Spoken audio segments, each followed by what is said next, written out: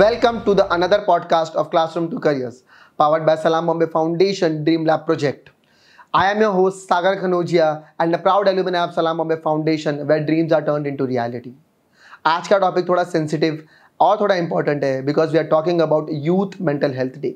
आज हमारे साथ ये टॉपिक पे डिस्कस करने के लिए we have a very renowned psychiatrist doctor Sitaraman Iyer, who is an author, motivational speaker, a consultant psychiatrist and a singer, जिन्होंने अपना MBBS और MD साइकेट्री में हासिल किया है नायर हॉस्पिटल से और साथ ही साथ वो अपना प्रैक्टिस कर रहे हैं साइन हॉस्पिटल में. उन्होंने अल्कोहल, टोबैको और सब्सटेंस यूज डिसऑर्डर ट्रीटमेंट में अपने एक्सपर्टीज हासिल की है. मेडिसिन के साथ साथ डॉक्टर अय्यर एक प्रोफेशनली कर्नाटिक परकशनिस्ट हैं जो इंडिया और अब्रॉड में परफॉर्म कर चुके हैं. सबसे इंस्पायरिंग बात यह है कि 25 साल की उम्र से उन्हें विजुअल इम्पेयरमेंट है. उसके बावजूद उनकी जो जर्नी है वो मेडिसिन, मोटिवेशन और म्यूजिक से भरी हुई है. He is a true example of resilience and passion.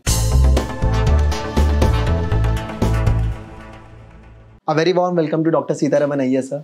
Thank you, sir. How are you, sir? I am very much fine. How are you? I'm good, sir. Sir, what is psychiatrist?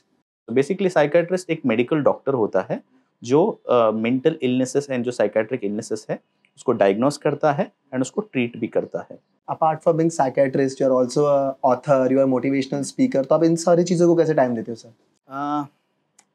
24 hours सबके पास ही होती है. It's just a matter of how you manage those 24 hours. And fortunately for me, I've been a musician before I was a psychiatrist.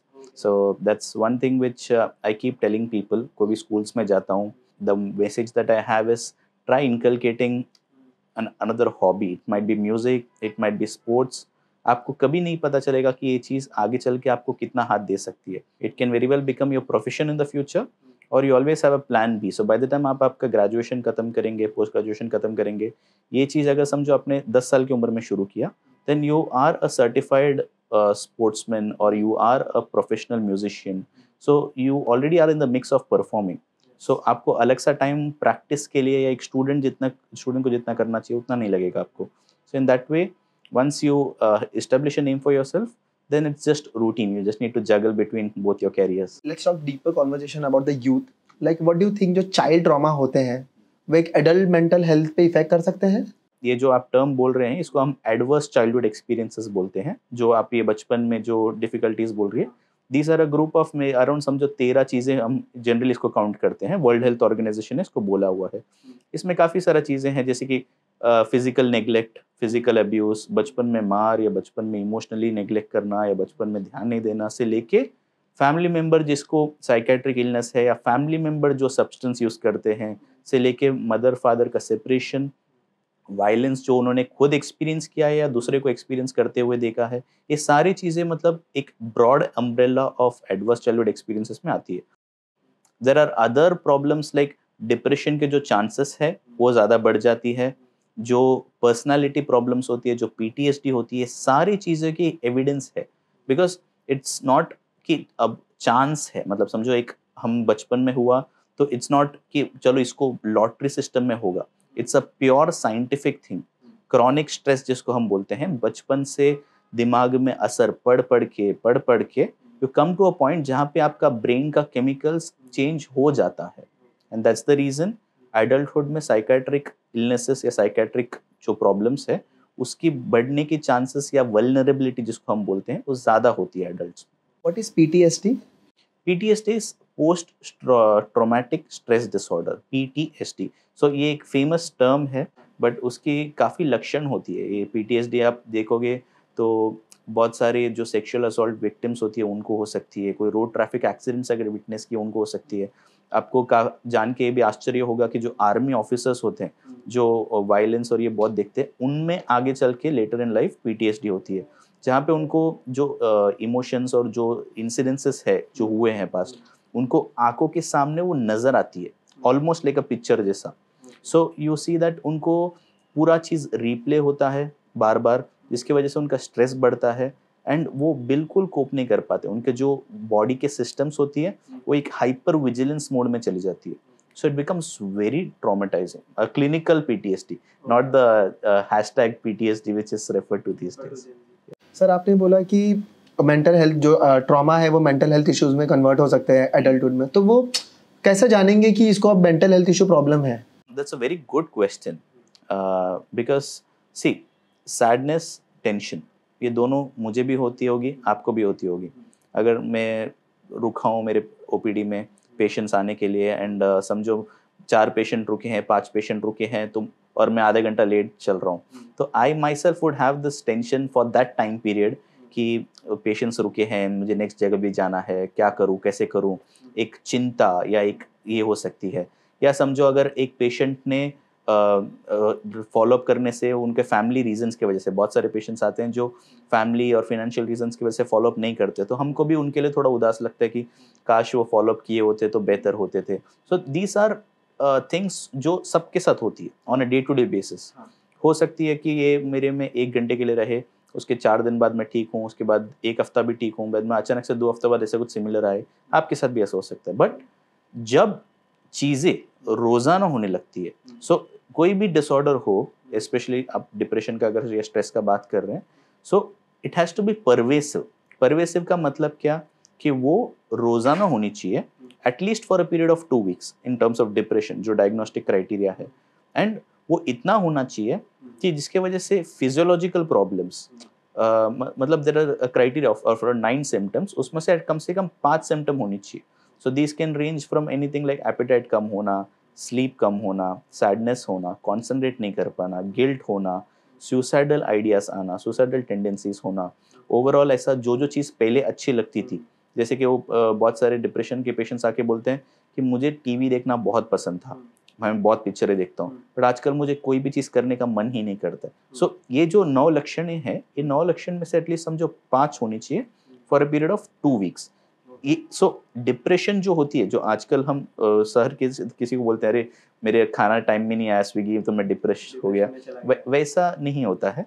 Clinical depression, इसके लिए एक psychiatrist का role वहां पे आता है जो प्रॉपरली डायग्नोस करे कि आपको डिप्रेशन है या आपको सैडनेस है. Sadness can be temporary and can be transient. Okay, so कैसे पहचाने कि अब हमको एक प्रोफेशनल कंसल्टेंट के पास जाना चाहिए? So at that point of time you can do couple of things. 2 चीज़ कर सकते हैं. एक, इर्रिस्पेक्टिव स्ट्रेस छोटा हो, बड़ा हो, सैडनेस हो या डिप्रेशन हो, उस समय में आप किसी से बात करना आपको एक अनिवार्य हो जाता है, क्योंकि speaking and communication is one of the best things that you can do.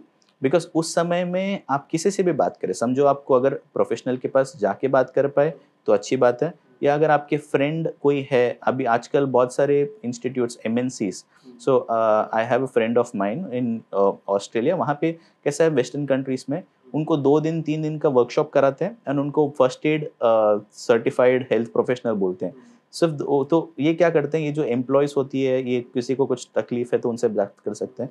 ये हो गया एक स्ट्रक्चर्ड लेवल. बट अगर समझो आप एक स्टूडेंट हो, you can just share things with some people and you can take it up from there. But I would definitely say कि अगर समझो चीज़ें आपकी रोज़ाना ज़िंदगी में अफेक्ट होने लगी, जैसे कि आपका स्लीप अफेक्ट होने लगा, जो भी बायोलॉजिकल फंक्शंस है, स्लीप अफेक्ट होने लग गया, आपका एपेटाइट अफेक्ट होने लग गया, या आपको लगा कि आप कॉन्सेंट्रेट नहीं कर पा रहे हैं एंड ये एक दिन नहीं कंटिन्यूस हो रही है, then that's an alarm sign and that's a red flag sign that it's high time you visit a mental health professional. Okay sir, आपको लगता है कि इंडिया में डिप्रेशन का बहुत मजाक उड़ाया जाता है, तो फिर इंडिया बहुत पीछे है वो सब चीज़ों में, और ऐसे जो बाहर की कंट्रीज है, ऑस्ट्रेलिया जैसे कि आपने जस्ट अभी बोला, ये सब चीज़ें मेंटल हेल्थ को बहुत इंपॉर्टेंट देते, इंडिया में कम नहीं देते, ऐसे नहीं लगता आपको? आपका बात एकदम बरोबर है, बट हमें ये भी जानना चाहिए कि हम काफ़ी हद तक आगे बढ़ रहे हैं. स्टिग्मा है, अभी भी है, पर आपको पता है ना हम कौन से ज़माने से आए हैं. एक ज़माना ऐसा था जब साइकेट्रिक इलनेसेस मतलब पेशेंट को चेन से बांध के रखना, उस ज़माने से. उसके बाद नेक्स्ट वाला जो जनरेशन आया उसमें ऐसा बोलने लग गया कि लड़का लड़की सुनसान है, ज़्यादा बात नहीं कर रहे, गुमसुम है, तो कुछ ना कुछ काला जादू किसी ने किया है या कुछ ऊपर का हवा है. उधर से अभी तक वो चीज़ गया नहीं है, just for information, but at least उधर से अभी एक एक्सेप्टेंस आया है इन द सेंस दैट चलो डिप्रेशन या ये एक बीमारी है, एक मेंटल इलनेस है जो ठीक हो सकता है. बिकॉज अभी भी the problem is education has very little to do with these things. Because educated इंसान के घर में भी पिताजी या माताजी बोल सकते हैं कि अरे कुछ नहीं, तू खाली फुकट ये कर रहा है या ये, एंड एकदम गरीब से गरीब घर में भी ऐसा हो सकता है.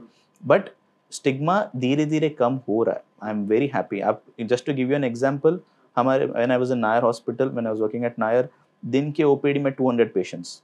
साइन में जब अभी काम कर रहा हूँ, दिन के ओपीडी में 200-250 पेशेंट्स. सो ये पेशेंट्स आ रहे हैं ना, ऐसा नहीं कि वो सिर्फ फेथ हीलर्स के पास जा रहे हैं या सिर्फ वो सोच रहे हैं कि घर पे इनको रख देंगे तो ठीक हो जाएगा, या द मोस्ट कॉमन थिंग कि शादी करा देंगे तो ठीक हो जाएगा. सो ये सारी चीज़ें तो अभी नहीं है. But I will definitely say that stigma अभी भी है, बिल्कुल है, but we are slowly steadily coming out of it thanks to social media also. Social media is not always the villain, but due to various aspects of westernization, globalization, I must say, things are getting better धीरे धीरे हौले हौले. When you feel आप alone हो, आपके साथ कोई share करने के लिए नहीं है, and you have to go to some therapy या फिर आपके पास आना है, in India बहुत expensive है या फिर एक reasonable है? That's a very good question. आप मेरा रोजगार के बारे में पूछ रहे हैं. But frankly speaking, there are many of us who are working with government organizations as well, जहाँ पे हम for example अगर मैं मेरी बात करूँ, then मैं हमेशा चाहूँगा कि मैं morning में या at least first half of the day में keep associated with a government institute, because मैं इसके पहले नायर हॉस्पिटल में था, अभी साइन में हूँ. The good thing about having your dedicated work at a government hospital in the morning and having your own practice in the evening is because आप sense of satisfaction जो होती है, मतलब जो आप कर सकते हैं पेशेंट्स के लिए. आप एक गवर्नमेंट सेटअप में हैं तो आप पेशेंट्स का MRI, पेशेंट्स का ब्लड इन्वेस्टिगेशंस, बहुत सारी चीज़ें आप उनके लिए फ्री में करा सकते हैं. At least the therapy, at least the IQ test, at least the psychological test, ये सब हम patients who are not affording उनके लिए बिल्कुल कर सकते हैं. तो और हम करते भी हैं, and the satisfaction that we have is huge, and that's the reason we still are associated with and still want to be associated with a government institute. रहा बात private practice का, again there is a set of population who are wanting to not be waiting in the lines, जिनको चाहिए कि मतलब हम doctor को मिले एक प्राइवेट कंसल्टेशन में, and who are ready to pay you the consultation fees. So for those particular sect of people, we do have private practice, and those people come to our clinics specifically. So as you mentioned कि MNCs, तो लोगों का workload इतना ज़्यादा बढ़ गया है, क्या उनके वजह से भी मेंटल हेल्थ प्रॉब्लम हो सकती है? बिल्कुल हो सकती है. बोलिए. मतलब ऑफिस में टॉक्सिक कल्चर हो, बॉस एकदम टॉक्सिक हो, तो वो कैसे फिर ओवरकम करे? फिर वो रिलेटेड बात करने में किसके पास जाए? If no one was there, कोई उनको जज कर सकता है, तो वो रिलेटेड हम बात करने किसके पास जाए?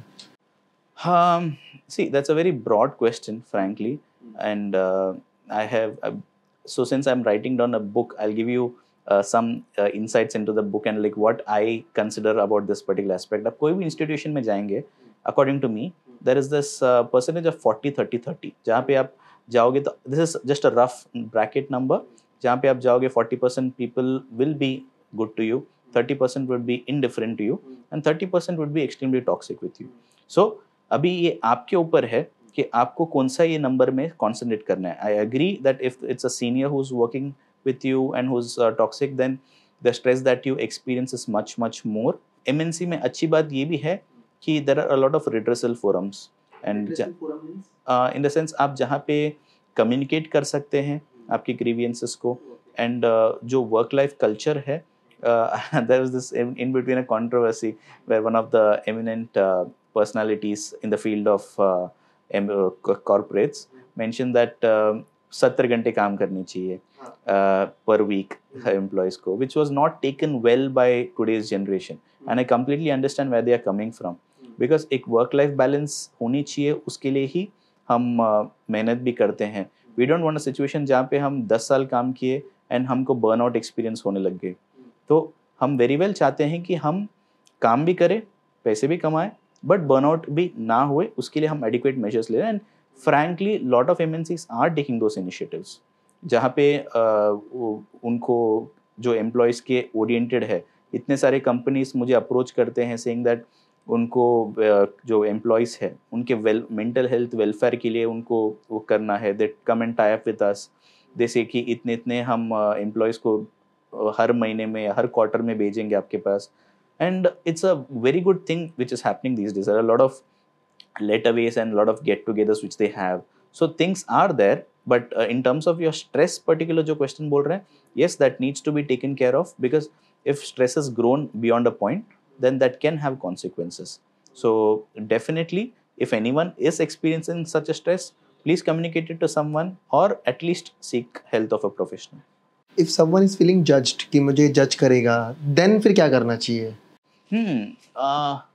See, it's about this concept called circle of influence.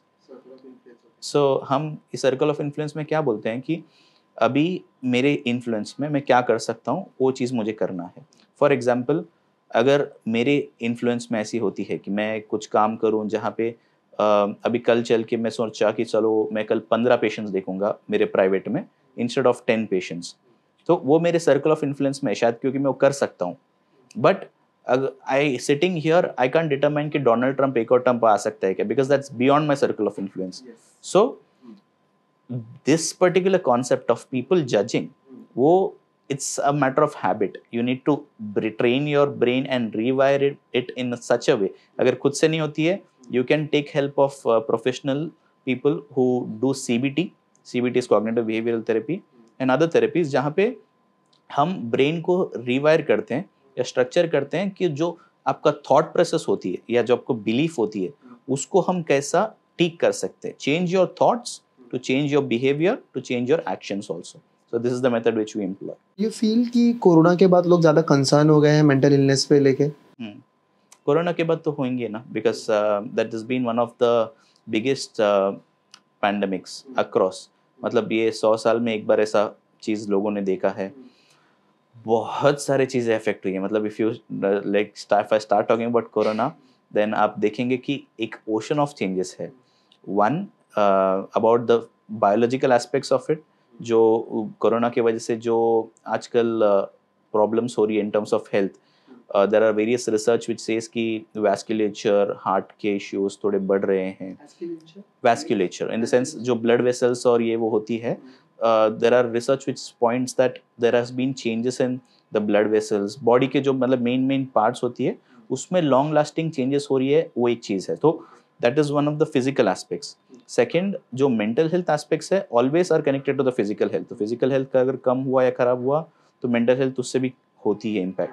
Third most important thing, which the fact that you're coming from Salam Bombay, the one thing which would be pertinent to you also and the organization at large is COVID में जिनका education हुआ ना, बहुत नुकसान हुआ है. Because वो जो स्क्रीन के सामने रह के जिनको एजुकेशन करना था, बहुत सारे बच्चे अभी वो 3 साल या 2 साल जो वैल्यूएबल था, सोशलाइजेशन भी उनका कम हो चुका है, एजुकेशन भी उनका प्रॉब्लम हुआ है, जहाँ पे उनको जितना सीखना चाहिए था वो नहीं सीख पाए हैं. सो ये सारी चीज़ें मतलब ओवरऑल बाय द टाइम बच्चा अभी 9th या 10th में आ जाता है, जो चीज़ उसको पहले सीखना था वो चीज़ नहीं हो पाया है. स्पेशली अगर समझो बच्चे का इंपॉर्टेंट एज, अगर वो 2 साल से 4 साल था, जो टाइम उसके दोस्त बनाना चाहिए थी वो टाइम भी नहीं है. सो it's been a very difficult time for all ages, right from बच्चों से लेके बड़ों तक. So but then slowly we are coming out of it, and there are remedies to come out of it as well. Schools are also doing all their bit, parents are also doing their bit, and slowly we will positively come out of it. Instagram पे लोग stories डाल रहे हैं fake, then उनके वजह से भी लोग पीयर प्रेशर में आ जाते हैं, यार लोग इनके पास ये है मेरे पास ये क्यों नहीं है. अभी मैं इंस्टाग्राम पे बहुत चीज़ों देखता हूँ कि मेरे फ्रेंड्स आज यहाँ घूमने जा रहे हैं, कोई घूम रहा है, कोई थाईलैंड जा रहा है, तो मुझे लगता है मुझे भी ये चीज़ें करनी चाहिए, but I don't have enough money to do that. तो मैं पीयर प्रेशर में चल जाता है, मैं कब करूँगा. That leads to the over thinking, and overthink leads to the depression.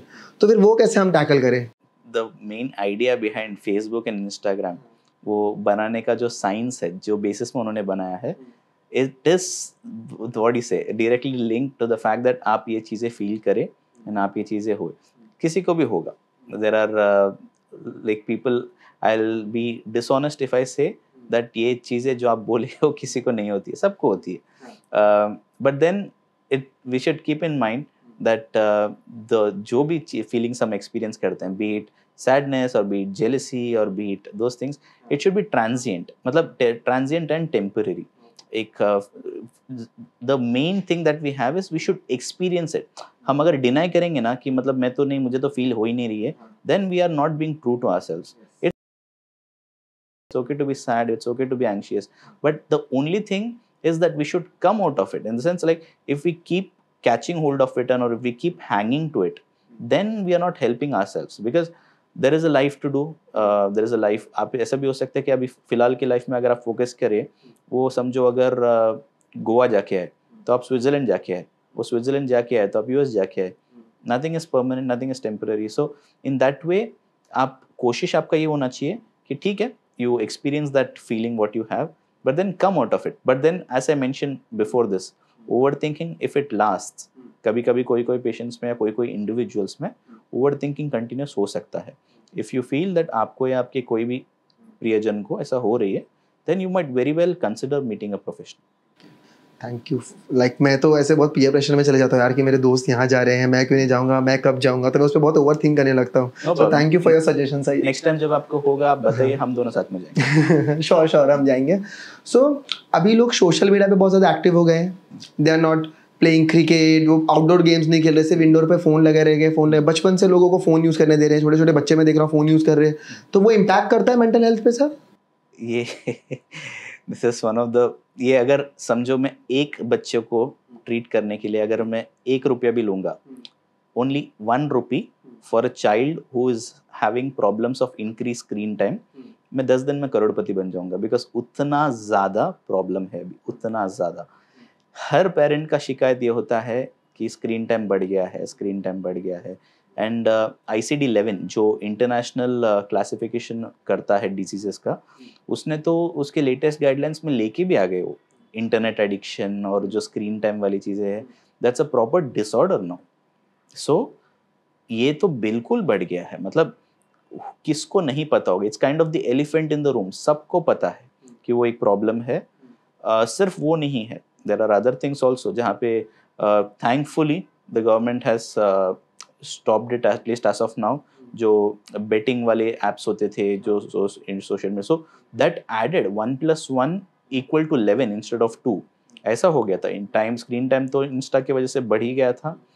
Added to that जो आपको पता है बहुत सारे जो गेमिंग वगैरह ये आई थी, उसमें जो एडिक्शन हुआ है, it's crazy in the sense, not to use the term very loosely, but then उतना ज़्यादा प्रॉब्लम्स हुआ है. एजुकेशन में फ़र्क पड़ा है, सोशलाइजेशन में जैसा आपने बोला उसमें फ़र्क पड़ा है. इस चीज़ से हम बैटल कैसा करें, दैट्स अ थिंग जो हम सब जो प्रोफेशनल्स है we are catching up with. Because ये जो गेमिंग वाली थी, that was once upon a time considered as a gambling disorder, but just that now it has become legalized, and the fact that it is repackaged in a way and that too presented easily to youth. So that is a challenge which has never been there before. So parents are also finding their problems. There are, frankly speaking, बहुत ज़्यादा extreme cases में, these are things which can be managed. A team of healthcare professionals along with parents, because we need to take parents into consideration when we employ these strategies. So there are a lot of strategies which are done and which are employed on a day-to-day basis. कि एक contract हम करते हैं बच्चे के साथ कि तुम ये करो तो ये इतना टाइम तो ये वगैरह वगैरह, not in a conditional way, but at least they enter into contract कि पेरेंट्स ऑल्सो कि बिल्कुल नहीं देना, ऐसा तो नहीं होती है. So there are a lot of, beyond this there are lot of strategies which we employ on a day to day basis. Unfortunately इसमें से भी एक सिग्निफिकेंट माइनॉरिटी है, परसेंटेज ऑफ चिल्ड्रन और यूथ जो इसके बाहर नहीं आ पाते, जिनको अनफॉर्चुनेटली एक रिहैब सेंटर में भी शायद हम एडमिट करना पड़ते थोड़े महीनों के लिए, just to get rid of this habit. So you can see how big of a consequence this can be. So it's a tsunami in the waiting and we are all preparing ourselves to tackle it to the best of our abilities.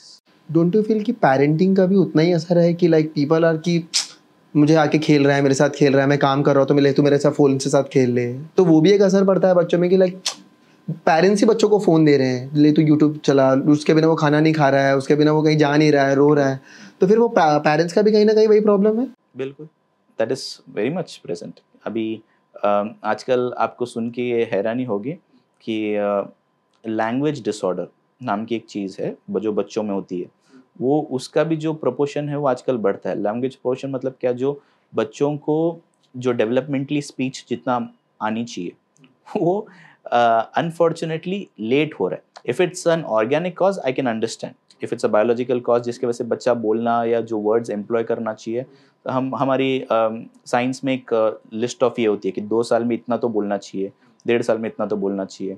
अभी ऐसा हो गया है कि ये particular world की वजह से जहाँ पे मतलब overall parents are also not able to give time. And ये जो लैंग्वेज चीज़ है, the other day I had a patient who is herself a doctor, a young doctor obviously.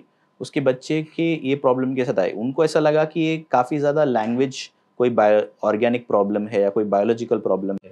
धीरे धीरे हमने मतलब एम्प्लॉय किया हमारे बहुत सारे मेथड्स, एंड हमने ये पाया कि वो पेरेंट के पास तो टाइम ही नहीं था, because she was a practicing doctor. बच्चों को देने के लिए टाइम ही नहीं था She उनके had her pass. own time, but then as soon as we instilled this concept of इतना इतना आपको टाइम देना चाहिए, इतना इतना आपको लिमिट्स रखना चाहिए, ये gradually the child did develop the speech. So we found that the language problem which was there, that was not organic, that was due to the fact that the parents were not giving that much of time. So आप समझ रहे हैं मतलब ये कितना ज़्यादा चीज़ें हो सकती है इसके वजह से.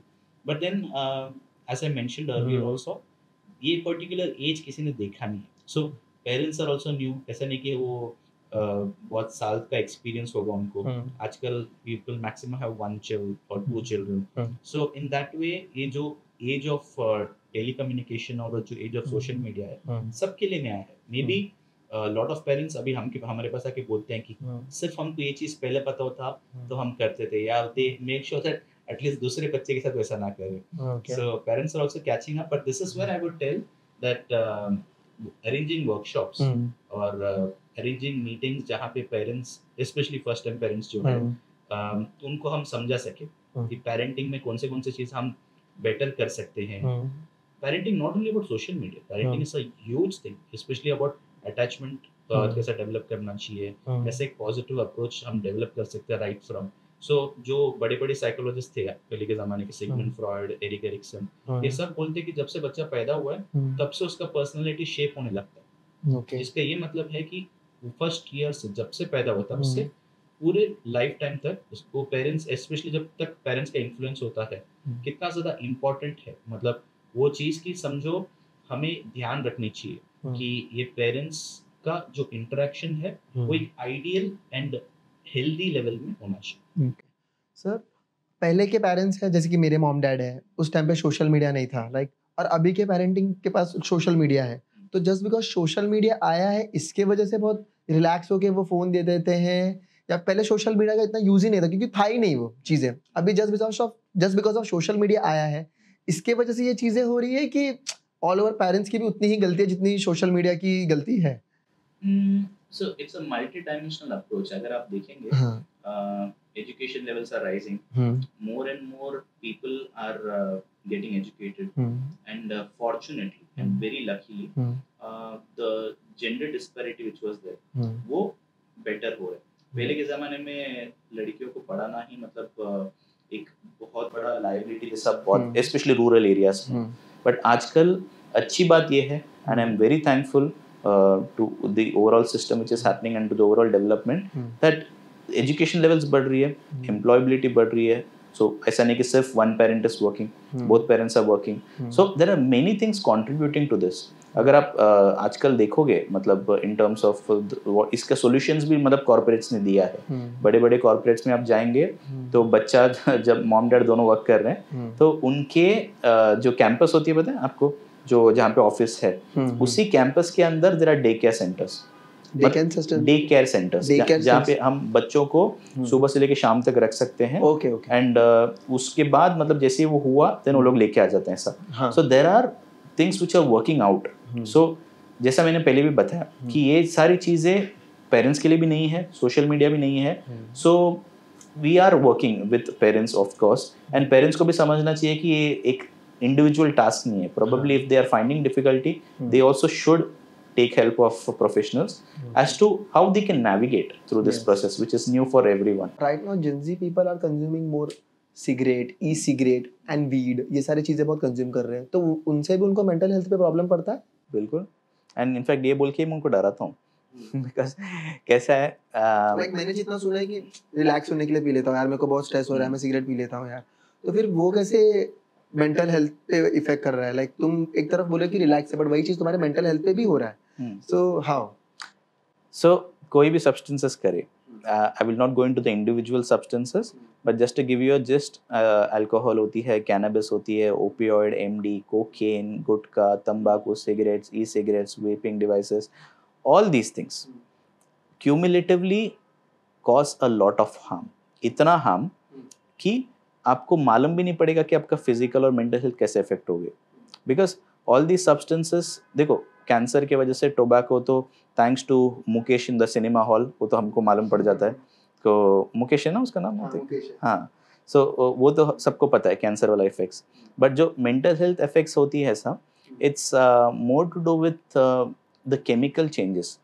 सो एक ज़माना ऐसा था, just to give you an positive analogy, 10 में से 2 जन पीते थे एक सोशल गैदरिंग में, बीट एडिक्टिव और be it social drinking irrespective.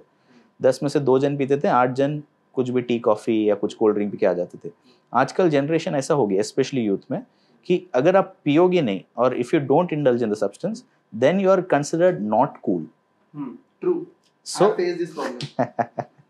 So it's, आप चैलेंज समझ रहे हैं, मतलब आप पियो नहीं, आप इंडल्ज नहीं करोगे, then you are like boring है, ये बंदा कूल नहीं है.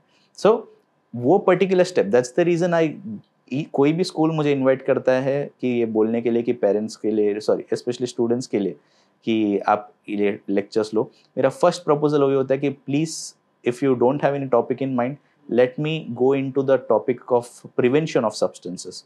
बिकॉज प्रिवेंशन में समझो, मैं अगर एक स्कूल में जाके लेक्चर दिया, उसमें से 100 में से अगर 2 बच्चे भी समझ के आगे चल के नहीं किया ना, I think my purpose is solve. Because mental health problem, so there are chemical changes. Initially जब इंसान करता है, जो मैंने आपको सोशल गैदरिंग वाला बोला, सोशल कंपल्शन बोला, उस समय जब इंसान करता है there are no chemical changes. But धीरे धीरे जब करने लगता है, जो डोपामिन रिलीज होती है, जो रिवॉर्ड सेंटर हम ब्रेन में बोलते हैं, वहाँ पे बार बार बार बार बार बार रिलीज होने लगता है. सो जो अल्कोहल का एग्जाम्पल समझो, सो अगर समझो मुझे शुरुआत में 90 ml ऑफ विस्की पीने पे अगर मुझे अच्छा लगता था, माइंड जो है वो टॉलरेंस डेवलप करता है कि वो बाद में बोलता है कि नहीं, मुझे 90 नहीं, मुझे और ज़्यादा चाहिए.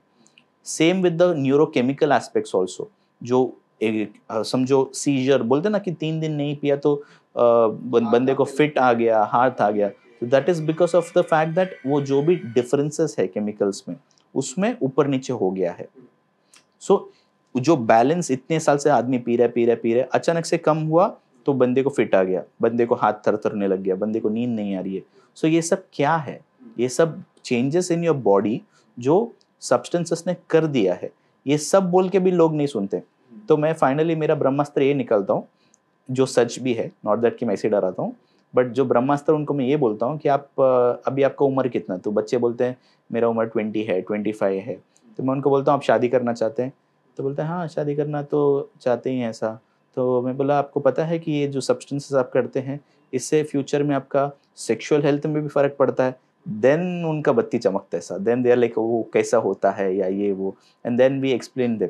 समझ रहे हैं आप जो अवेयरनेस कहाँ से क्रिएट हो रही है? सो जो जिस चीज़ को कैसा हम हैंडल करना है, अगर प्रिवेंशन से कोई बच्चा सुन लेता है तो ठीक.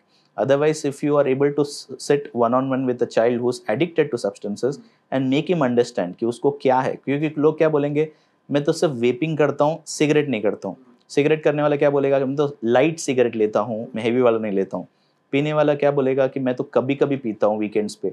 But you never know that weekend में कभी कभी पीना कैन बी अ सिग्नल और कैन बी अ ट्रिगर, जिससे हम आगे फ्रीक्वेंसी बढ़ा दे. या कोई कोई सब्सटेंस को हम गेटवे ड्रग्स बोलते हैं. मतलब एक गेटवे ड्रग्स, मतलब अगर समझो कैनबिस शुरू किया, cannabis will be the gateway for that individual to go into other substances. Cannabis अच्छा लगने लगा, देन वो कोई ना कोई बोलेगा चल आज ये करते हैं वो करते हैं. बट इसके लॉन्ग लास्टिंग इफेक्ट्स होते हैं, mental health, physical health, sexual health, सब कुछ. एंड इससे फैमिलीज कितने बर्बाद होती है, फैमिलीज कितने बर्बाद होती है, that's the most consequential thing. आप अगर रेट्स देखेंगे साइंटिफिकली, जो परिवार में पिताजी या नाना जी दादाजी जो भी करते थे, उसमें वो जनरेशन में बंदा करता ही है, या एटलीस्ट उसका प्रोबेबिलिटी बढ़ जाता है, जो वल्नरेबिलिटी होती है. सो इसके वजह से जो फैमिली सफर करते हैं, दैट इज ह्यूज. सो मेरा main request, humble request youth से ये होगा, किसी को भी मतलब समझो आप एक पार्टी में हो और आप बोल रहे हैं कि मतलब कोई बोलता है कि अरे यार एक ड्रिंक में क्या ही होता है, एक ड्रिंक में बहुत कुछ होता है। I will in fact motivate them. अगर वो 10 में से 2 जन अगर रहेंगे, उनको बोलो कि आप कोशिश करो कि बाकी वो 8 जन में से आप 1-2 जन को समझो। आप जाओ पार्टी में, जाके थम्स अप पियो, रेड बुल पियो, बिकॉज़ आप जाएंगे ही नहीं तो you will be much more isolated. But the fact that वो अगर कोई आपको बोले कि एक ही ड्रिंक है, ये है, then that's the first step towards harming your own self. So, apart from this weed and all, relationship also can be a major mental issue problem. Relationships though can be positive also, frankly. But if someone is going to very hard time, breakup हो गया है जिसका, तो फिर उनको वो फिर मैंने सुना है कि वो भी फिर नशे करने लगते हैं, वो दारू पीने लगते हैं, नहीं यार मुझे ये हो रहा है, फिर वो that leads to alcohol, smoking, then फिर उनको मेंटल इफेक्ट पड़ता है, मेंटल हेल्थ पे इफेक्ट पड़ता है, तो how we can change that? So there are it's a two-pronged approach, frankly speaking, जो relationships का आप बोल रहे हैं. Majority of the people do have problems coping up with relationships, especially the breakup part of it. वो situations में हम obviously they don't directly meet a psychiatrist. A few section does meet a psychiatrist, but as such what they are able to do is speak to someone and get through it. It's a period which is necessary also, because अगर वो मन में दबा के भी रखे then कभी ना कभी वो बाहर भी आएगा. It's not exactly same but similar to a grief period, जिसमें आप बोलते हैं ना कि मतलब महसूस करने पे it's good in that way, so that you acknowledge those feelings कि है ऐसे feelings and then you come out of it. But then there are certain individuals who may be having some personality disorders also. So personality disorder मतलब क्या? इसको हम tie बोलते हैं, इसको हम ब्लेजर बोलते हैं, इसको हम चेंज नहीं कर सकते. वैसे ही पर्सनालिटीज जो होती है इंडिविजुअल का, उसको हम चेंज नहीं कर सकते. सो अगर समझो if a person has a personality like borderline personality disorder, then वो जो इंडिविजुअल्स है उनका पर्सनालिटी वैसा है, तो उनको स्पेशली जो रिलेशनशिप्स हैंडल करना और रिलेशनशिप्स की वजह से जो प्रॉब्लम होना हैंडल करना, that becomes very difficult. They may try to harm themselves, they may try to indulge themselves in a lot of substances. So ये सारी चीजें मतलब होती है, but it depends from case to case basis, and that's the reason help is of essence. जो आजकल के students हैं 10th स्टैंडर्ड 12th स्टैंडर्ड जो बोर्ड एग्जाम दे रहे हैं, जो एंट्रेंस एग्जाम दे रहे हैं, दे फील स्ट्रेस्ड, बहुत स्ट्रेस्ड है उनको, तो how they can overcome from it? Again, it's a two dimensional approach.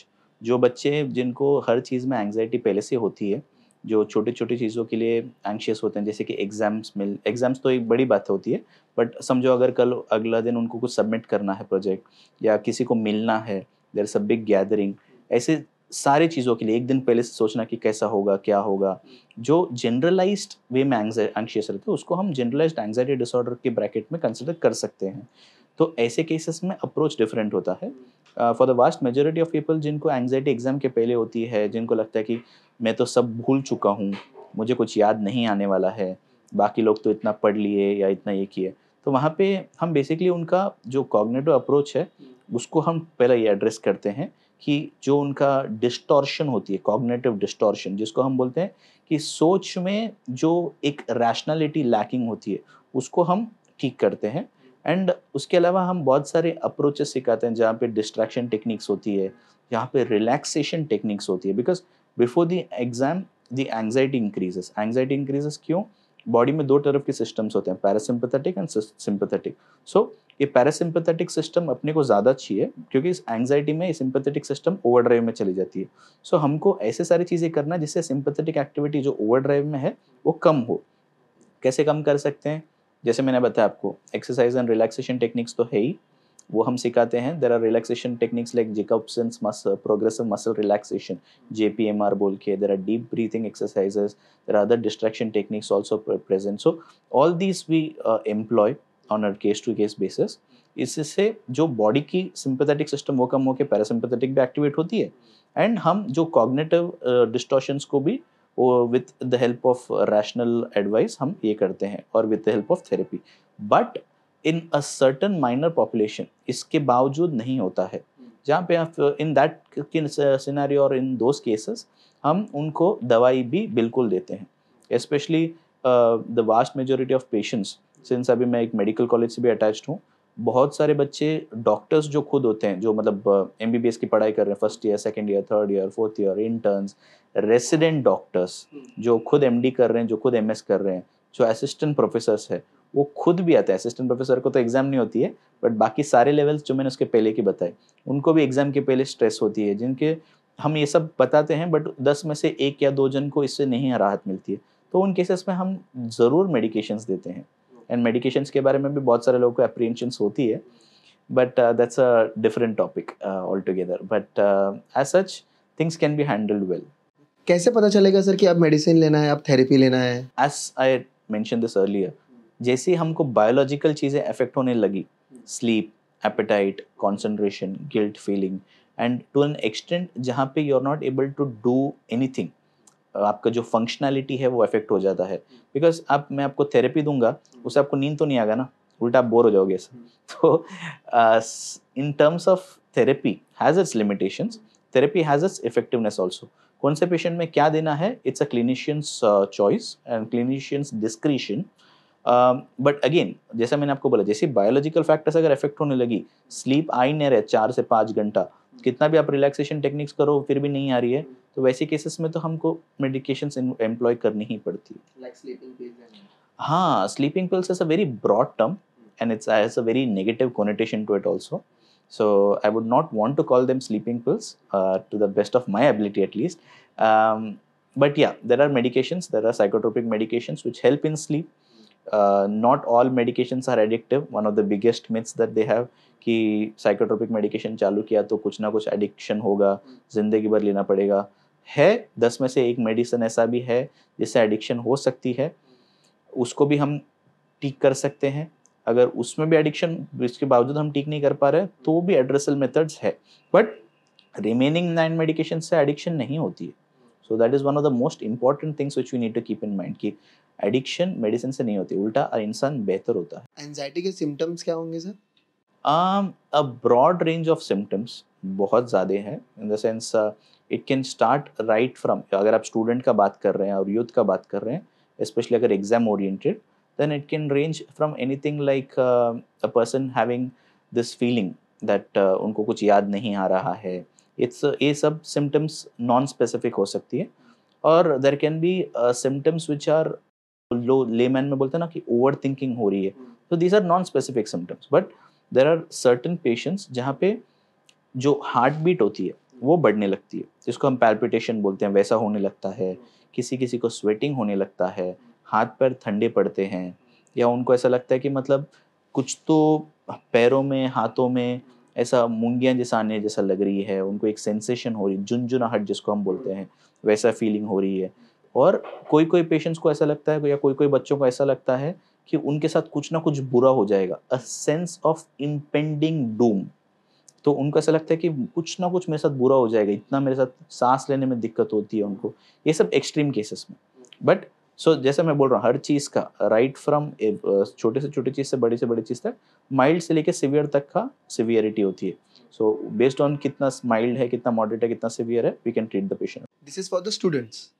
For any one that matter, for that matter, मतलब एंग्जाइटी तो एज देख के नहीं आएगी। मतलब एडल्ट को भी सेम सिम्टम्स होगा और एक जो सीनियर सिटीजन है उनको भी सेम होगा? बिल्कुल, सम थिंग्स वेरी, जैसा डिप्रेशन, एंग्जाइटी जैसा जीरियाट्रिक्स में होती है और जैसा चाइल्ड में होती है। सो आजकल डिप्रेशन जो बच्चों होती है ना, जो प्राइमरी स्कूल और सेकेंडरी स्कूल में, उनमें भी काफ़ी है, तो उनका जैसा डिप्रेशन का लक्षण होती है वो जीरियाट्रिक या एडल्ट पॉपुलेशन में अलग होती है। जीरियाट्रिक मतलब अबव 60, एडल्ट मतलब बीच में वाला, बच्चों में नीचे वाला। सो बच्चों में जैसा डिप्रेशन दिखता है वो थोड़ा इरिटेबिलिटी में दिखेगा, स्कूल रिफ्यूजल में दिखेगा, एंड वो जो ओवरऑल प्रेजेंटेशन है that's much different than an adult, than an geriatric. Geriatrician जो जीरियाट्रिक पॉपुलेशन होती है उसकी तो अलग ही समस्या है, बिकॉज बहुत सारों का फैमिली सपोर्ट नहीं होता है, एसोसिएटेड फिजिकल प्रॉब्लम्स होती है।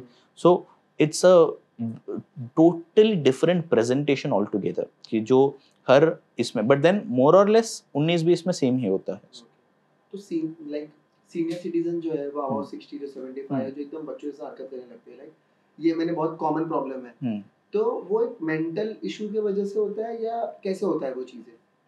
ओके, सो जीरियाट्रिक पॉपुलेशन में ज़्यादातर जो आजकल के पीपल पॉपुलेशन है उसमें एक मेमोरी एक मेजर कंप्लेंट है। लोग बोलते हैं कि मतलब भूल जाते हैं जल्दी से, बहुत सारे बोलते हैं कि पर्सनालिटी में चेंज होता है, बहुत सारे बोलते हैं कि मतलब ये जो पहला जैसा इंडिविजुअल था उसमें और इसमें स्वभाव में बहुत सारे फ़र्क है। एंड कोई कोई तो ज़्यादा डिप्रेस भी हो जाते हैं कभी कभी, कोई कोई बहुत ज़्यादा चिड़चिड़ा भी हो जाते हैं, एजिटेटेड हो जाते हैं, ज़िद्दी ज़्यादा हो जाते हैं। ये सब this can B symptoms right from normal ageing to mild cognitive impairment या dementia altogether. So before we conclude we'll also go into the aspects of एक साइकेट्रिस्ट ट्रीट क्या क्या करता है। मतलब इट्स नॉट हमने डिप्रेशन एंग्जाइटी का तो बात किया ही, सब्सटेंस का बात किया, इसके अलावा स्किज़ोफ्रेनिया होती है, इसके अलावा बाइपोलर अफेक्टिव डिसऑर्डर होती है, इसके अलावा सेक्सुअल हेल्थ होती है, इसके अलावा डिमेंशिया जैसा हम अभी जीरियाट्रिक का बात कर रहे हैं वो होती है, बच्चों में ADHD ASD इंटेलेक्चुअल डिसेबिलिटी ये सब होती है। ये सारों चीज़ें मतलब साइकेट्रिस्ट ही ट्रीट करता है। सो स्पीकिंग ऑफ डिमेंशिया ये सारे लक्षण हो सकती है। तो अगेन इन दोस इवैल्यूएशन हम करते हैं बेस्ड ऑन पॉपुलेशन कि डिमेंशिया के साथ उनको बिहेवियरल एंड साइकोलॉजिकल सिम्टम्स भी है क्या, जो इरिटेबिलिटी, डिप्रेशन, गुस्सा, चिड़चिड़ापन। इन वेरी सीवियर केसेस उनको स्किज़ोफ्रेनिया में जैसे लक्षण दिखता है ना कि अरे वो देख वहाँ पे भूत खड़ा है, वो देख वहाँ पे कोई खड़ा है, ऐसा दिखना या कानों में आवाज़ सुनाई देना, वैसा चीज़ों भी हो सकता है कोई कोई जीरियाट्रिक पॉपुलेशन में। But all those things can be certainly rectified. So the good news about psychiatry as a whole is that आजकल के ज़माने में एवरीथिंग इज ट्रीटेबल, सब कुछ का ट्रीटमेंट है। जो थे सब जो कैटेगरी के जो भी आपने चीज़ें बोला, बाइपोलर बोला, डिमेंशिया बोला, ये सारे चीज़ों के सिम्टम सेम है या अलग अलग है? सब अलग अलग है। टू एक्सप्लेन बाइपोलर, आपने मूवी देखा है कभी खुशी कभी गम? हाँ। देखा है? हाँ। पक्का? हाँ। ठीक है। सो ये बीमारी का लक्षण और जो सिम्टम्स है वो वही है, कभी खुशी कभी गम। डिप्रेशन के हमने सारे लक्षण बताए बरोबर, हाँ। जो उदासीपन के हैं।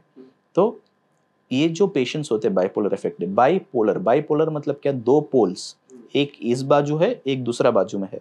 एक पोल है डिप्रेशन, उदासीपन, कभी गम, और कभी खुशी वाला जो है जिसको हम मेनिया बोलते हैं, मेनिया। सो मेनिया के लक्षण कैसे होते हैं? जो पेशेंट्स होते हैं वो ज़रूरत से ज़्यादा खर्चा करते हैं, हमेशा खुश रहते हैं, वो एकदम खुश, हाथ में होगा 10 रुपया बट 12 रुपया वो भी 2 रुपया किसी से उधारी लेके किसी को दे देंगे, बोलेंगे कि ये रख ले। गरीबों में पैसा बांटना, ज़्यादा शॉपिंग करना, ज़्यादा मेकअप करना, बोलना कि मैं तो सबको जानता हूँ, मैं प्राइम मिनिस्टर को जानता हूँ, प्राइम मिनिस्टर के साथ मेरा रोज़ उठना बैठना है, मेरे कॉन्टैक्ट्स है, इधर उधर जाना, लोगों से मतलब कुछ इन्वेस्टमेंट का ऐसे बेच देना, एंड इतना ज़्यादा मतलब ग्रैंडियस हो जाना कि भगवान का अवतार तो मैं ही हूँ। ऐसे जो बड़े बड़े एकदम खुशी के दौर जिसको बोलते हैं वो मेनिया होता है। अच्छी बात यह है कि ये दोनों परमानेंट नहीं होती, ये एपिसोड्स होते हैं। मतलब मेनिया का एपिसोड होता है 2 हफ्ता, 1 महीना, 2 महीना, 3 महीना, उसके बाद विद मेडिसिन एंड ये becomes all right. But after some point of time, maybe a few months और maybe a year later, ये रिलैप्स हो सकता है। और नेक्स्ट टाइम जब आएगा वो इट्स लाइक अ टॉस, हम प्रेडिक्ट नहीं कर सकते कि मेनिया आएगा कि डिप्रेशन आएगा। ऐसा भी हो सकता है जो इंसान एकदम खुश था एक एपिसोड में, 1 साल बाद वापस उसको बाइपोलर एपिसोड हुआ, बट इस समय उसको पूरे डिप्रेशन के लक्षण है। समझ रहे हैं आप? मतलब like the poles which are totally opposite, एक कभी खुशी कभी गम, इसके लिए बीमारी का निकनेम मैंने आपको बताया। So, as a therapist, you have been through many obstacles in your life. Okay, you have been through many problems, many obstacles in your life. So, how you suggest to face rejection or failure in life? It is not easy because everyone's journey is different. आपने मेरा journey के बारे में बोला, मेरा journey जो चीज़ें मैंने जिसके ऊपर वो शॉर्ट फिल्म बनी थी एंड जो आपने बताया, वो चीज़ें was much before I became a psychiatrist.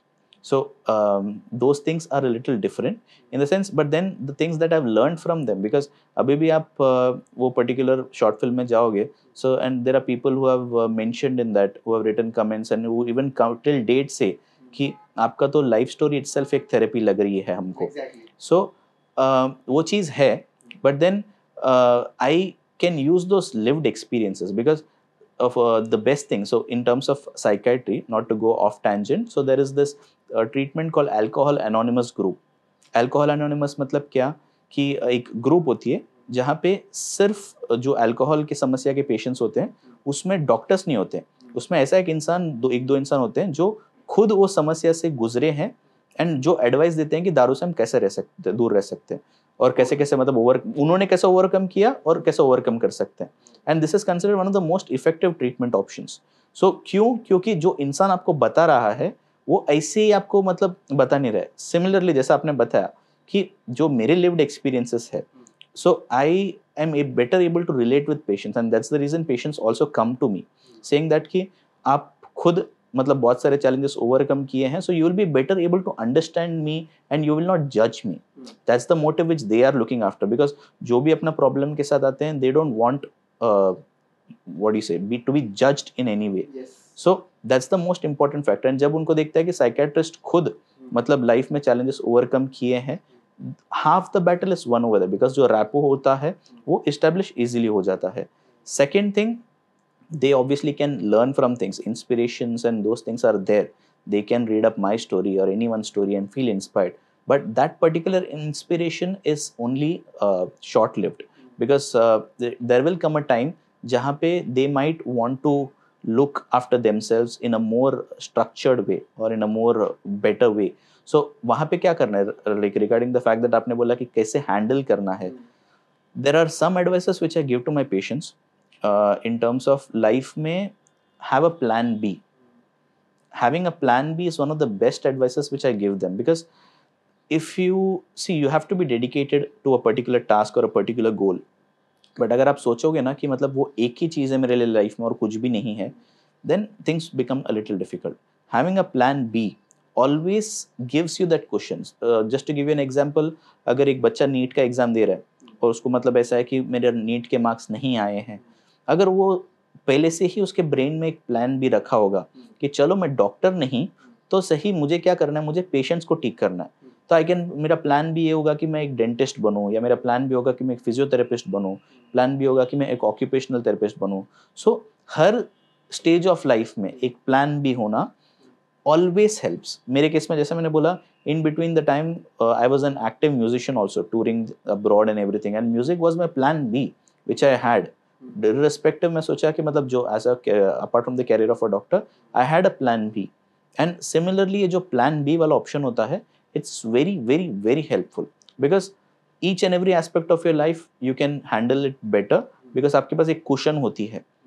And but then इसके बावजूद अगर आपको लगता है कि एक इंडिविजुअल अपना फेलियर्स हैंडल बरोबर नहीं कर पाता है, then that comes a time जहाँ पे that person requires rewiring and a structured therapy, जहाँ पे हम उनके जो डिस्टॉर्शंस है उसको हम बेटर हैंडल कर सकते हैं.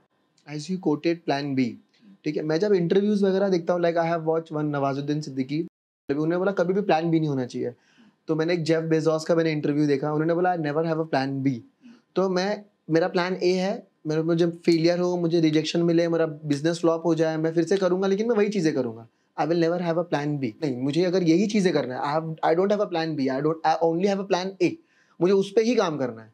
So how can plan B can change this? Going back to that same example, since we are associated with youth mental health and Salam Bomb is also associated, those examples are right. See, perspectives, मेरी पांच उंगली same नहीं है, आपके पांच उंगली same नहीं है, हर एक का पर्सपेक्टिव अलग होता है.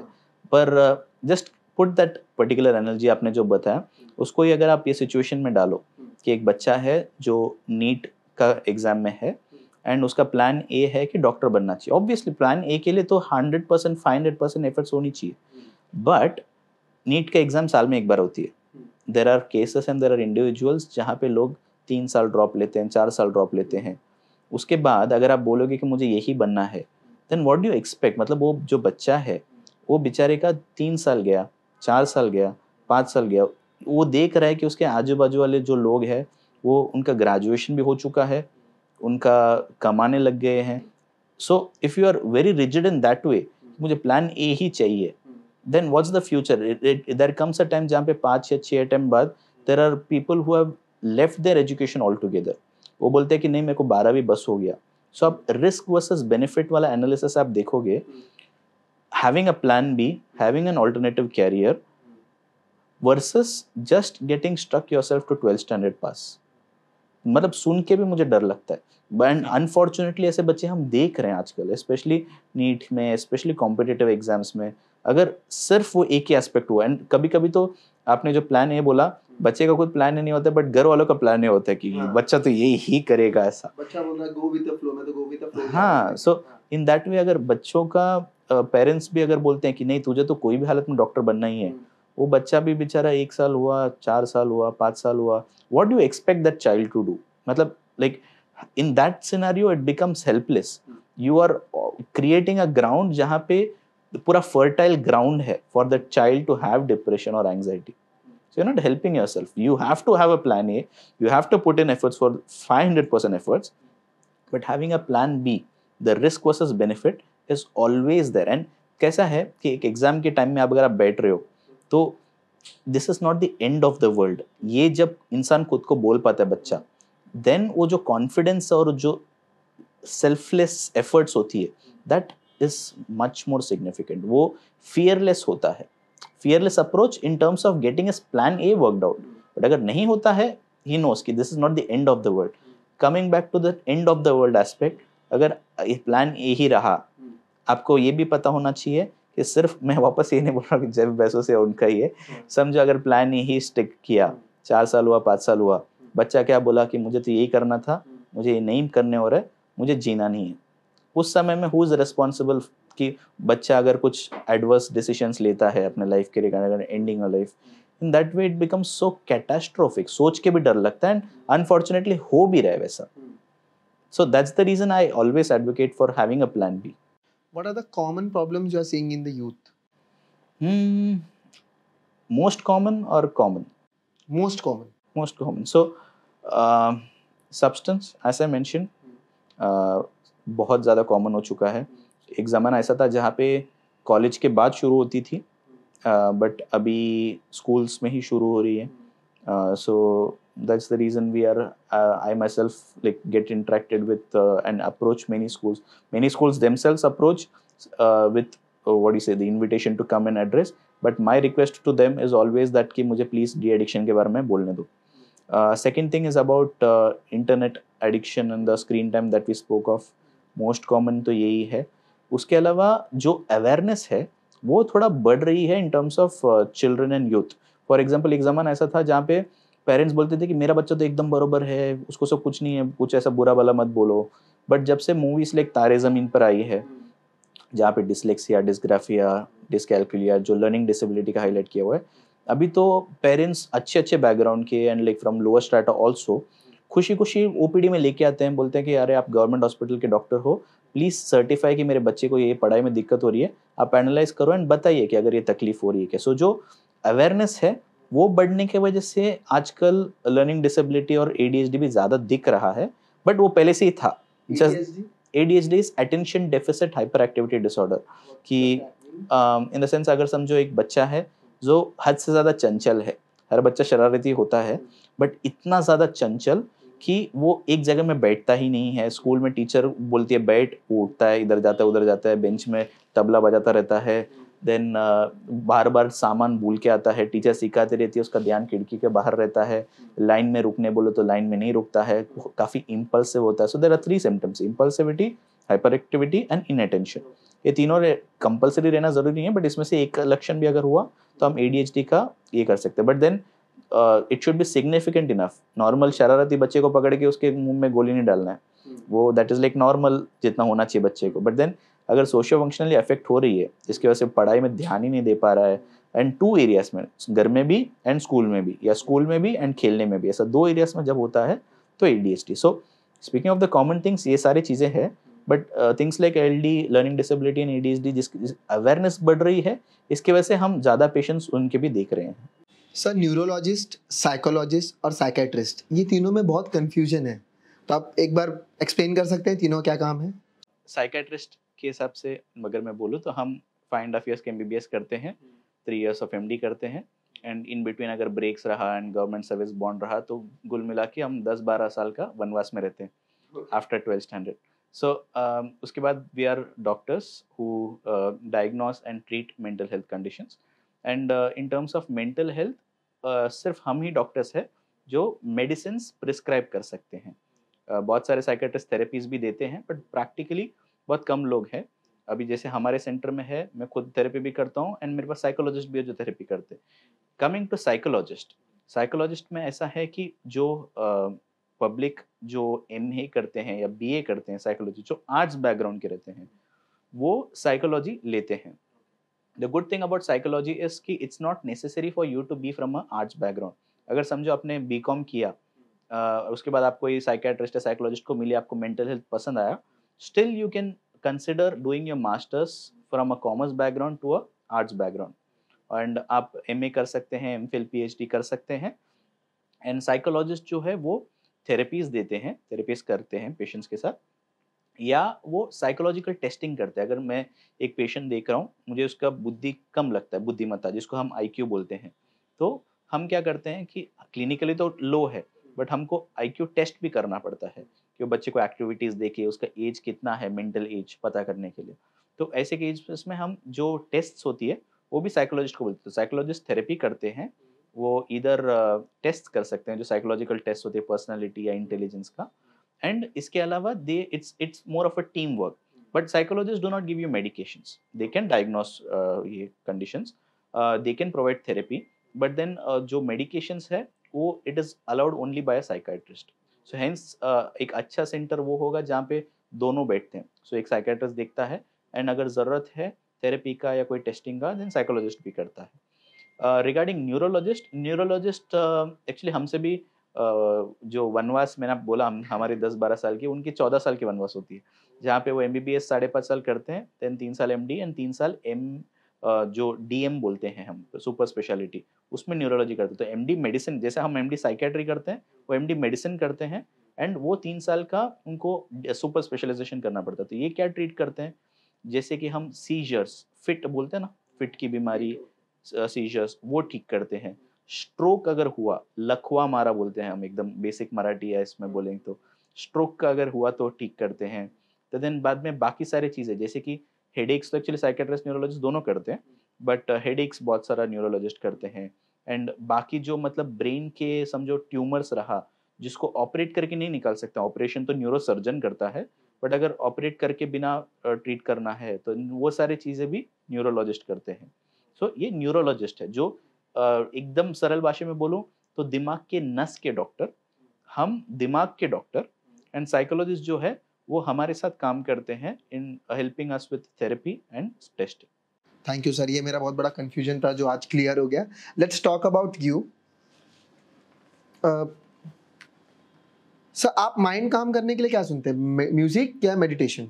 हाँ, मैं म्यूजिक परफॉर्म करता हूँ, सो सुनता तो हूँ, but then the fact that I am a musician myself, मैं खुद लाइक म्यूजिक परफॉर्म करता हूँ, एंड मैं खुद प्रैक्टिस करता हूँ कॉन्सर्ट्स, तो that's an additional blessing that I have. So but I am more of a music person than a meditation person. Music person, part time psychiatrist. I would like to reframe it as full time psychiatrist and full time musician, because जो time में जो है उसके लिए 100% commitment. Okay. Sir, as you handling 200 plus clients every day, तो उनके जो thoughts है वो आप पे इम्पैक्ट करते हैं, तो आप उनको कैसे कंट्रोल करते हो? लाइक आपके पर्सनल लाइफ पे, तो फिर आप वो कैसे कंट्रोल करते हो? It's not easy, frankly. It's easier said than done that आपको एक switch on switch off method होना चाहिए, जहाँ पे आप once you're out of the OPD then you're not having those thoughts. But having said that, you need to also realize that it's not only about the difficult part of it. You also have a lot of happiness and pleasure when you treat. जब आप बहुत सारे difficult circumstances देखते हैं and आप उनको उस situation से बाहर लेके आ पाते हैं, जैसे मैंने आपको बोला म्यूजिक एक चीज़ है, we also indulge ourselves in doing other things like social activities, get-togethers, and like for example, even this particular aspect of where what we are doing right now, that itself is kind of a change for me, because I am speaking about my profession, but at the same time, this is a different approach in which I'm able to help people. So there are certain ways and methods in which we switch on, switch off. और आप positive रहने के लिए क्या करते हो? I do get a lot of satisfaction from what I do, especially in terms of when patient become better. तो वो सारी चीज़ें हेल्प होती है। एंड अगेन जैसा एक कोई भी इंसान का एक switch on switch off method होती है, it's easier said than done, but then when we come home it's not only about, लोग बोलते हैं कि इतने सारे लोग आपके दर्द आके बताते हैं, सो आपको कहीं ना कहीं ये नहीं लगता है क्या, but then I would also like to say that बहुत सारे सिग्निफिकेंट मेजोरिटी ये भी आके बोलते हैं कि उनको ठीक हुआ है, कैसा उनका लाइफ इम्पैक्ट हुआ है, कैसे वो सब्सटेंस से दूर रहे हैं. So all those satisfaction is something which you drive home, and that's one thing which you helps give you positive. And somehow there are a lot of coincidental things also. For example, you obviously have to involve yourself in other activities, like this what we are doing right now. It's also a switch off activity for me, because through this I'm able to help people in a different way, if I can add that. And also, for example, you never know how your work has impacted people. Some people come directly and tell you. For example, I had visited this mall once in Mumbai, a famous mall in Kurla, and so there was the security person who would generally check you right before you enter a mall. So as soon as he started to check, instead of checking me, he went down on his knees and he started touching my feet. And that was very odd because my parents were also there, my wife was there, and like even I could not decipher what was happening. But बाद में मुझे मालूम पड़ा कि वो इंसान emotional होके बोला कि सर आपको याद नहीं होगा कि मैं नायर हॉस्पिटल आया था एंड मेरी ऐसी ऐसी हालत थी, एंड अभी वो लाइक जो भी आपने ट्रीटमेंट कराया उसमें मेरी ये रोज़गार मुझे मिल गई है, एंड मुझे कभी मालूम नहीं था कि आप यहाँ पे आओगे, तो मैं बहुत खुश हो गया ऐसा. सो you never know how you have impacted those lives. So all these things are a lot of positivity which you carry home, and the amount of satisfaction that you have. So emotional. आपके life का एक सबसे difficult phrase कौन सा था sir? So it's something which I always tell people, that my time during the legal battle or something, because India में एक अच्छा lawyer मिलना is one of the most difficult tasks. मतलब भगवान भी शायद मिल जाएगा, अच्छा lawyer मिलना उतना मुश्किल है. So it's very difficult, especially when you have never had a legal battle or a legal background. So and at that point of time ऐसा एक फेज था जहाँ पे मेरा MBBS हो चुका था, मैं एक डॉक्टर हूँ, मैं एक म्यूजिशियन हूँ, एंड MD जो एंट्रेंस है उसके लिए मेरे मार्क्स भी आ गए, एंड उसके बावजूद there were obstacles and there were hurdles in me pursuing my speciality. So ऐसा था, वही सेम जो मैंने आपको बताया, प्लान ए और प्लान बी वाला. Plan A was to become a psychiatrist obviously, but plan B was not to not become a psychiatrist. My plan B was कि चलो यहाँ पे नहीं, then I will become a psychiatrist in some other part of the world where I am much more welcomed and much more accepted. And there were universities across the world who were ready to take me on my merit. But having said that, the legal battle which I pursued in India was one of the most difficult times, because things become very difficult overall. You don't know, there's that uncertainty about what's going to happen, and it's a very tough fight when it's something to be not experienced by anyone, because the things that happen in the courtroom, and there was video proceedings. It was a COVID period, just post COVID, so I could witness all the things, all the theatrics that would happen. But fortunately I should not be very critical of the system also, because through the system itself I finally found the light at the end of the tunnel. So सब कुछ बुरा नहीं है, सब कुछ अच्छा नहीं है. It's about how you navigate through that entire process. That's nice. Like कुछ अच्छा नहीं है, सब कुछ अच्छा नहीं है, सब कुछ बुरा नहीं है. Last but not the least, one advice जो आप हमारे यूथ को देना चाहेंगे about mental health issue. See, youth, India has the biggest population of youngsters and youth in this country.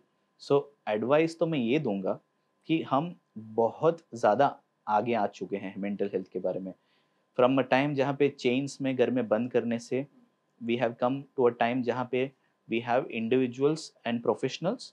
There are doctors with mental health problems, there are film stars with mental health problems, there are people who are celebrities जो events होते हैं, जो reality shows होते हैं, वो सब individuals भी जब बाहर आते हैं, even they sometimes you never know that एक दिन उनका पेज 3 में फोटो आता है, next day they are in my OPD clinic. So the world has come a big way in terms of mental health acceptance. But मेरा appeal youth से ये होगा कि इतना ज़्यादा हम आगे आ चुके हैं, ये अभी आपके हाथ में है कि to take this forward. Either you can help yourself by being open about your mental health problems and speaking to people, or you can Secondly, you can help other people who are in need of mental health, motivating them or being a listening ear to them. और third thing, अगर ये दोनों भी नहीं है, आप ऐसा कर सकते हैं कि जो अवेयरनेस है और एटलीस्ट जो स्टिग्मा है, आप इंश्योर कर सकते हैं कि किसी और को स्टिग्मा फेस ना करना पड़े। अगर आपने देखा कि कोई मीम बना रहा है, कोई मजाक उड़ा रहा है किसी का, तो you can be the person standing up for that person and propagating the mental health and reducing the stigma in a country.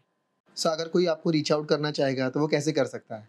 I do practice right now, at least till the next 1 year. I'm at Sion Hospital, first half में. Evenings में I have my practice in Ghatkopar East to be specific. But frankly speaking, I have been seeing patients across the country right now, thanks to the telemedicine and the telepsychiatry practice. So there are patients from other cities like Bangalore, Pune, Chandigarh, everywhere. So they can obviously reach out to me by contacting. You can add the contact number in the description of this video, and they can contact via email or via Instagram and Facebook as well. Thank you so much for your time, sir. It was pleasure to talking with you. Definitely, and I would like to take this opportunity to also say that Salam Bombay is doing a wonderful job, and I was really thrilled to read about the work that you guys have been doing, and it was my pleasure to be part of it today.